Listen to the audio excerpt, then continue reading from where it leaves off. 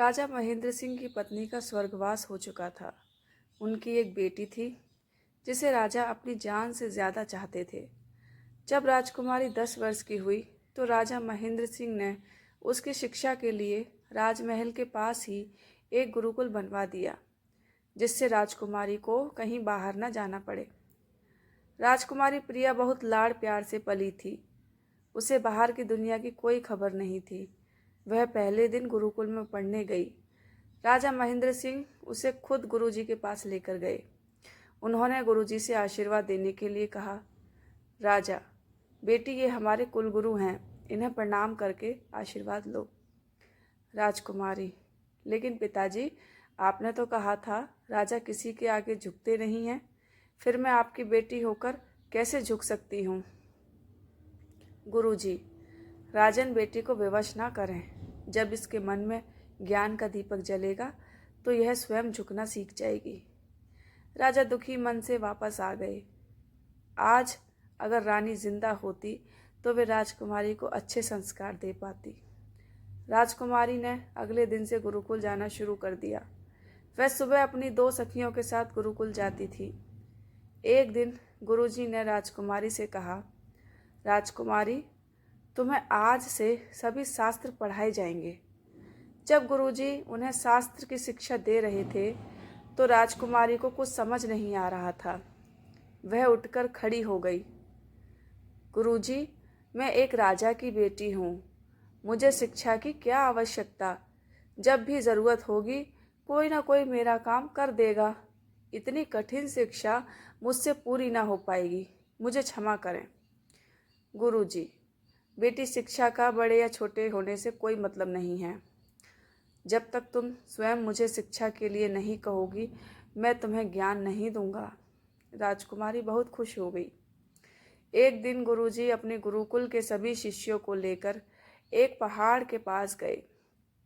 गुरुजी ने सभी शिष्यों से कहा, यह एक छोटा सा पहाड़ है, इस पर सभी को चढ़ना है।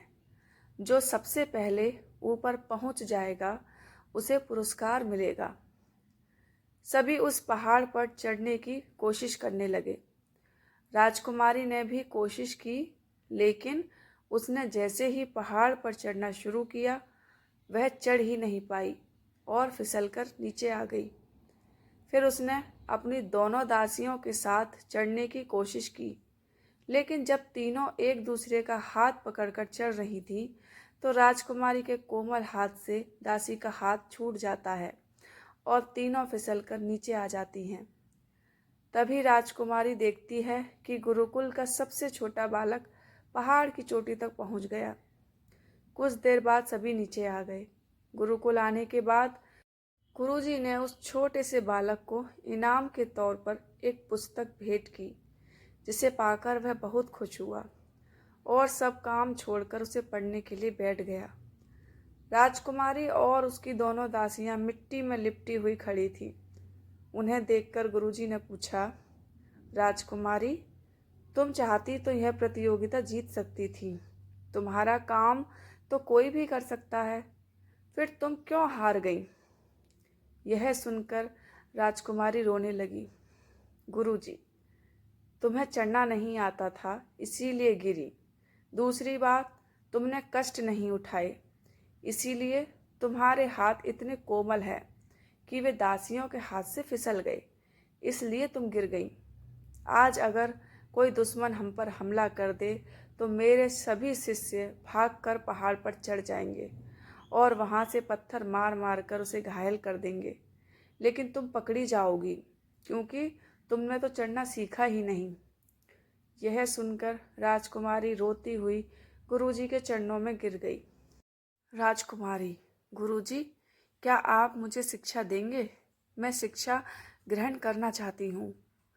अगले दिन से राजकुमारी मन लगाकर सभी कलाओं को सीखने लगी। कुछ ही दिन में वह शास्त्रों की शिक्षा ग्रहण कर विद्वान बन गई।